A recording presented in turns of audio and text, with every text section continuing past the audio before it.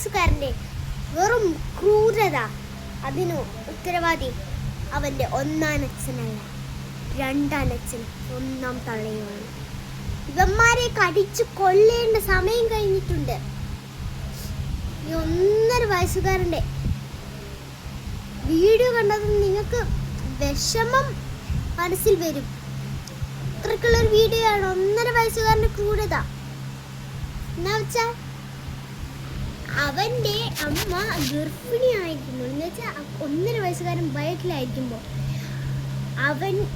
അവൻ്റെ ഒന്നാനച്ഛൻ മനസ്സിലായി അവൾ മറ്റുള്ളവരായിട്ട് ബന്ധത്തിലാണ്, അതുകൊണ്ട് അച്ഛൻ ആത്മഹത്യ ചെയ്തു.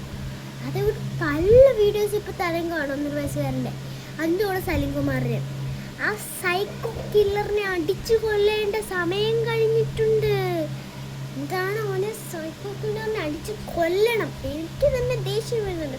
അവൻ ഒന്നാം ഭാര്യവൻ കൈ മടക്കി ഇടിച്ച് കുത്തി ഇടിച്ച്. അവളിപ്പോൾ വീൽ ചെയറിലാണ് നടക്കുന്നത്, വീൽ ചെയറിനാണ് ഓടുന്നത്.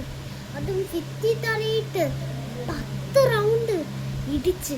അവളെ കാണണം, മൊട്ടയടിച്ചിരിക്കുന്നു.